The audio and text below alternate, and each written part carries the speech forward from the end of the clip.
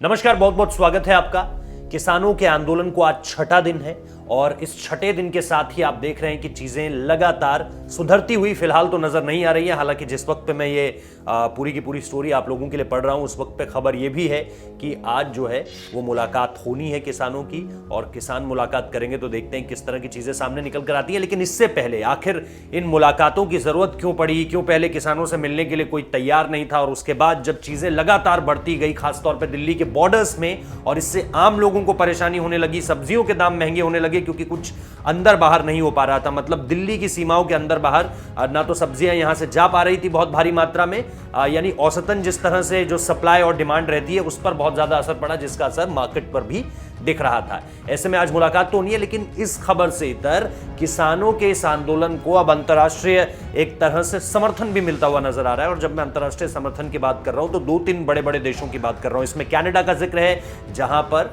जो पंजाबियों की यानी सिख समुदाय की संख्या है वो बहुत ज्यादा है, और इसके साथ साथ अमेरिका में भी इस बात को लेकर से समर्थन निकल कर आ रहा है कि भारतीय किसान जो कह रहे हैं इस वक्त पे उनकी मांगों को सुना जाना चाहिए, कम से कम एटलीस्ट उनसे बात तो की जानी चाहिए ताकि दो तरफा चीजें सामने निकल कर आए। कल जब प्रधानमंत्री नरेंद्र मोदी वाराणसी से कह रहे थे तो उन्होंने किसानों को लेकर के अपनी जो पहला जो उनका संबोधन था उसमें बहुत ज्यादा इस बात का जिक्र किया कि किसानों को जो छला जा रहा है या जो एक पुराना ढर्रे से काम होता हुआ नजर आया है, हमारी सरकार में उस तरह से काम नहीं होता है। उन्होंने बहुत कन्विंस करने की कोशिश की, लेकिन इसके बाद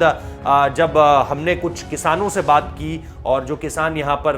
लगातार एक तरह से सारा कामकाज अपना छोड़कर डेरा डाल के बैठे हुए हैं, उनसे जब बात की तो उन्होंने कहा प्रधानमंत्री नरेंद्र मोदी खुद हमसे आकर बात क्यों नहीं करते हैं। तो एक तरह से जिसे कहते हैं कि कॉन्फिडेंस में लेना, वो इस वक्त पे सबसे बड़ा इशू नजर आ रहा है। और इसीलिए अंतर्राष्ट्रीय मंचों से, अंतर्राष्ट्रीय मंच कहना तो गलत होगा, लेकिन अंतर्राष्ट्रीय इंटरनेशनल प्रेशर एक तरह से बनता जा रहा है। खासतौर पर ब्रिटेन से लोगों ने कहा है, वहां के जो जो पॉलिटिकली एक्टिव लोग हैं, सांसद हैं, उन्होंने भी कहा है, चाहे ब्रिटेन हो, चाहे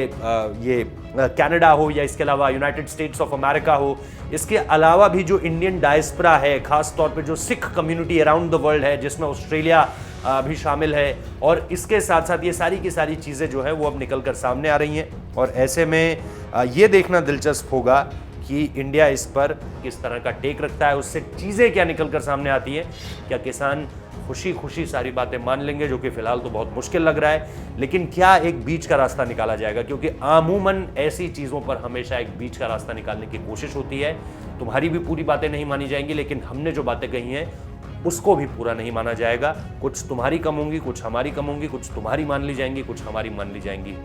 यही आमतौर पर ऐसी बैठकों के बाद होता है। देखते हैं किसान मानते हैं या नहीं। बहुत बहुत शुक्रिया इस वीडियो को देखने के लिए।